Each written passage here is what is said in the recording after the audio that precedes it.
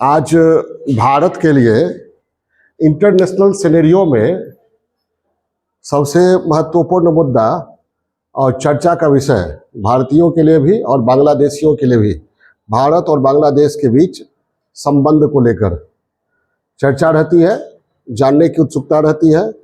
परीक्षा के व्यू से और अन्य दृष्टिकोणों से भी आज हम बातचीत करेंगे भारत और बांग्लादेश के बीच।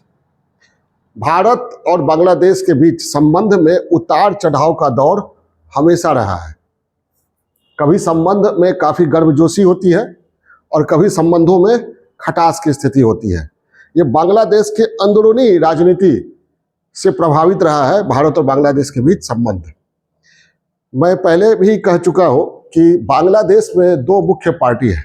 बांग्लादेश नेशनलिस्ट पार्टी जिसका झुकाव पाकिस्तान और चाइना की ओर ज़्यादा होता है।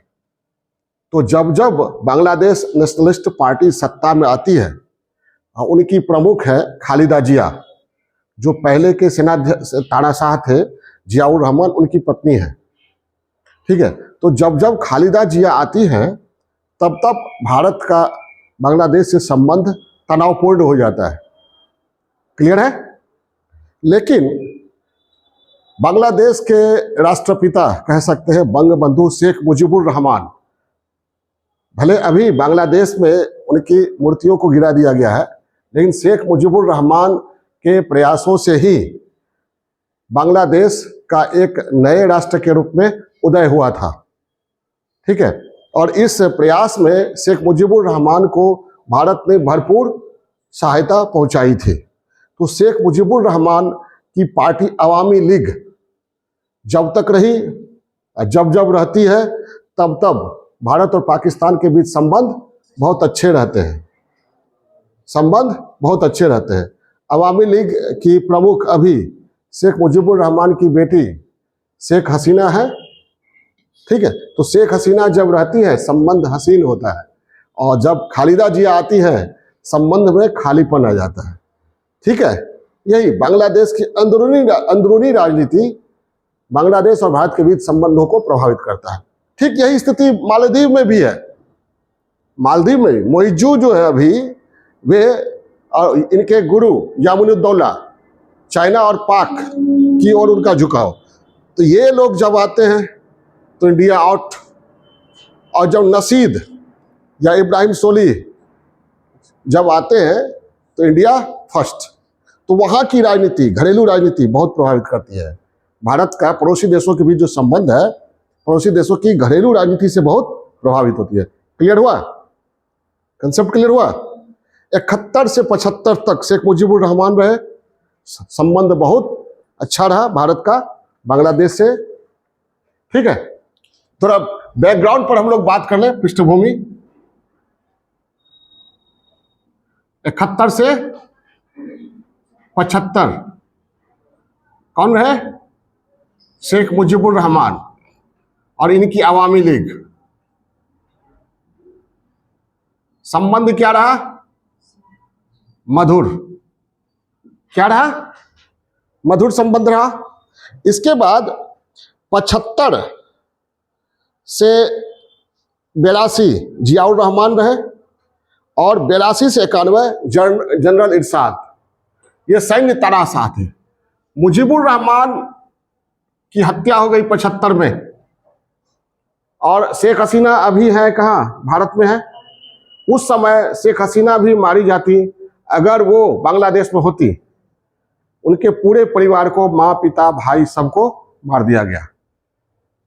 शेख हसीना, ठीक है, ऊपर वाले की कृपा से बच गई, आज भी सुरक्षित है। कहाँ है? भारत में। क्लियर है? तो जब मुजीबुर रहमान की हत्या हो गई, यानी पाकिस्तान परस्त तत्व बांग्लादेश में क्या होगा? वर्चस्व में आ गया। और सैन्य तानाशाह दो रहे 75 से 81 तक। जियाउर रहमान कौन रहे? जियाउर रहमान, जिनकी पत्नी कौन है? खालिदा, जिन्होंने पार्टी कौन सी बनाई है? Bangladesh nationalist party. क्लियर है? ये कब से कब तक रहे? कौन रहे? जियाउर रहमान। क्या रहे? डेमोक्रेटिक व्यू से, तरीके से सैन्य तानाशाही। और उसके बाद 81 जियाउर रहमान की पॉलिसी क्या थी? Anti Indian. एंटी इंडियन होगी ही, क्योंकि शेख मुजीबुर रहमान की हत्या हुई ना। शेख मुजीबुर रहमान का तो भारत से काफी लगाव था, भारत का संबंध बांग्लादेश से काफी मजबूत संबंध था, ठीक है। और 82 से 91 जनरल इरशाद रहे। 82 से 91 जनरल इरशाद रहे, ये भी सैन्य तानाशाह। इन दोनों की पॉलिसी कमोबेश क्या रहे? एंटी इंडियन, ठीक है। और फिर लोकतांत्रिक प्रक्रिया बहाल हुई। 91 से 96 जियाउर रहमान की पत्नी खालिदा जिया सरकार में आती है। 91 से 96 कौन आती है? कौन आती है? खालिदा जिया। इनकी पार्टी का नाम बांग्लादेश नेशनलिस्ट पार्टी। क्लियर है? इनकी policy anti Indian, pro China, pro Pakistan. Clear है? ये आई और इन्होंने इस्लामिक तौर, पाकिस्तान समर्थक, पाकिस्तान परस्त और इस्लामिक तौर तरीकों पर इन्होंने जोर देना शुरू किया। 91 से 96 खालिदा जिया रही, ठीक है। खालिदा जिया की पॉलिसी क्या रही? Anti Indian, pro China, pro Pakistan. Clear है? और इस्लामिक तौर तरीकों पर ज्यादा जोर दिया। शेख मुजीबुर रहमान और शेख हसीना जो हैं, ये सेकुलरिज्म पर या फिर कहिए अल्पसंख्यकों की सुरक्षा पर जोर देती है, ठीक है। बांग्लादेश को एक राष्ट्र के रूप में देखती है, ठीक है। क्लियर है? ये 96 नहीं, लेकिन फिर समय, राजनीतिक परिस्थितियां बदली और फिर 96 में आती है अवामी लीग, अपनी पार्टी को सत्ता में लाती है। कौन? शेख हसीना। और फिर संबंध भारत के हसीन हो जाते हैं, मधुर हो जाते हैं और इंडिया की सपोर्टर रही। 1996 से 2001 शेख हसीना आती है, संबंध काफी अच्छे हो जाते हैं। और इनकी पार्टी का नाम क्या है? अवामी लीग। 2001 से 6 फिर बांग्लादेश नेशनलिस्ट पार्टी। 2001 से 2006 फिर कौन आती है? कौन आती है? खालिदा। अरे वही खालिदा बना, खालिदा। बांग्लादेश नेशनलिस्ट पार्टी जब भी आएगी, खालिदा 6। फिर थोड़ी उथल पुथल होती है और 2008 से लेकर कुछ अंतराल छोड़कर 2005 अगस्त 2024 तक कौन रहती है? शेख हसीना। इनकी पार्टी का नाम अवामी लीग।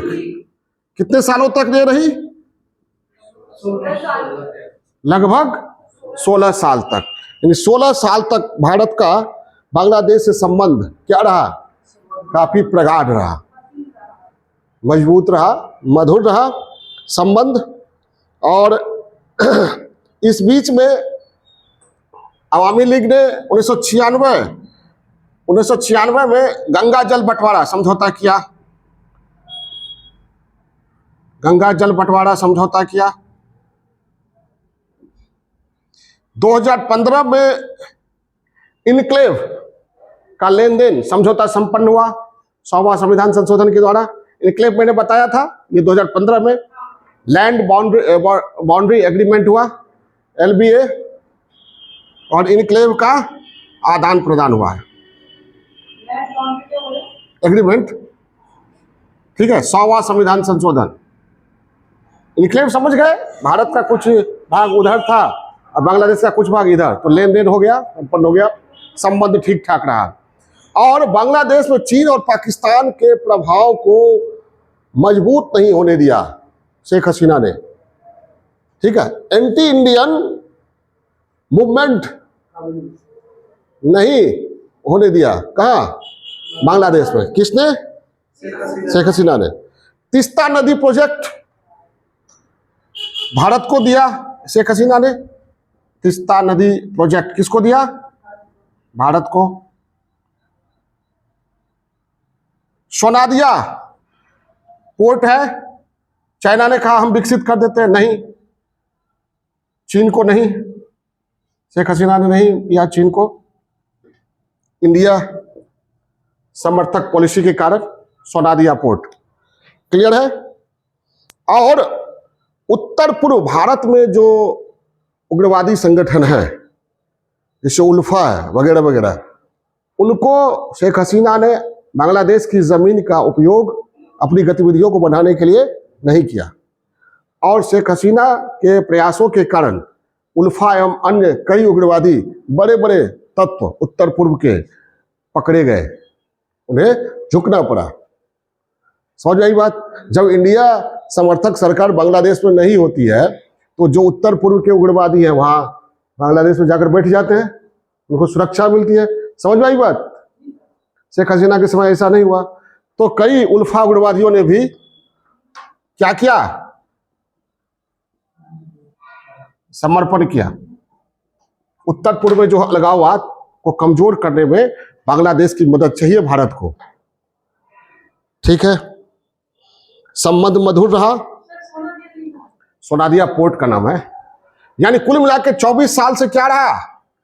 अब देखिए, कल 4 अप्रैल 2025 को मोहम्मद यूनुस और प्रधानमंत्री मोदी के बीच जो बैठक हुई है, और ये बांग्लादेश के सलाह पर हुई है।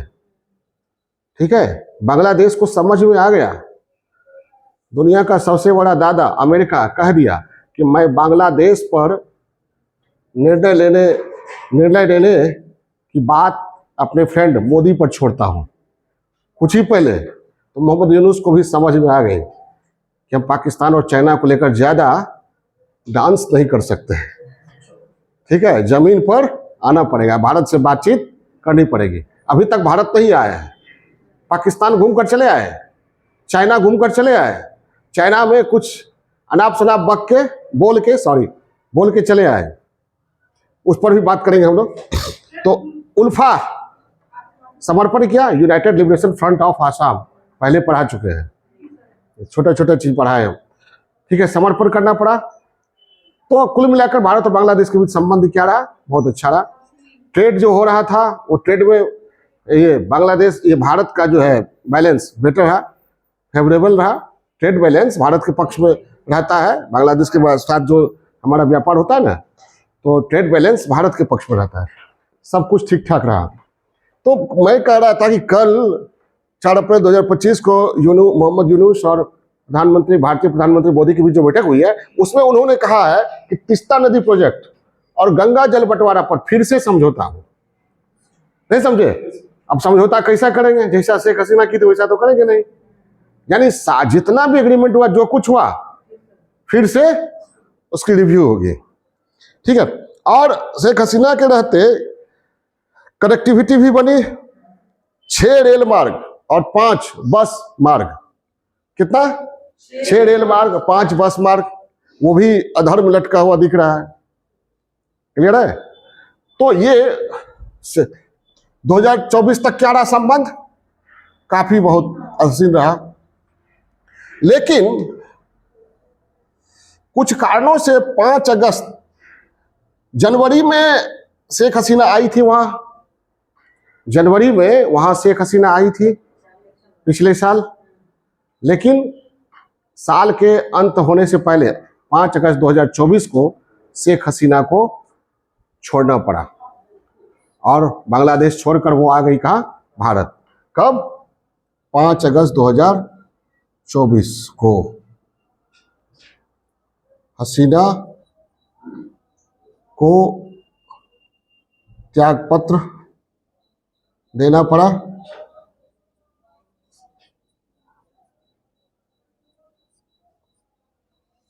सरकार थी इनकी अपनी निर्वाचित, देना पड़ा, और ये आ गई कहाँ?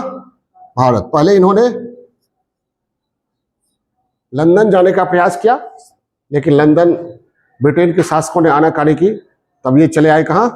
चले आई भारत, और भारत में सुरक्षित है, ठीक है।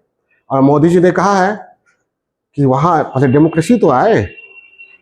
मोहम्मद यूनुस ने ये मुद्दा उठाया कि शेख हसीना को प्रत्यर्पण किया जाए। तो भाई आप कौन होते हैं बात करने वाले? सेना ने आपको बिठाया है, चुनाव करवाओ, डेमोक्रेटिक गवर्नमेंट आए। आप बांग्लादेश के सरकार के प्रतिनिधि नहीं है, न निर्वाचित है, तो पहले वहां निर्वाचन हो। लॉजिक है, भारत का लॉजिक है, पहले निर्वाचन हो, ठीक है।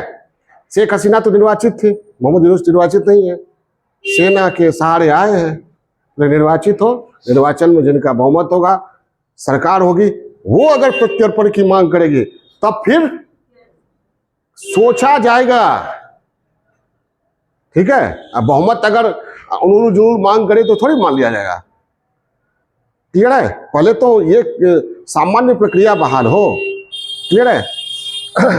ठीक है। अब यहां पर यह सवाल उठता है, शेख हसीना के आने से क्या प्रभाव पड़ा, संबंध क्या होगा, खटास। तो पहले तो हम लोग ये बात करें कि शेख हसीना को क्यों भारत छोड़ना पड़ा, सॉरी बांग्लादेश छोड़ना पड़ा। शेख हसीना को बांग्लादेश क्यों छोड़ना पड़ा, इस पर बात करेंगे हम लोग। निकेत।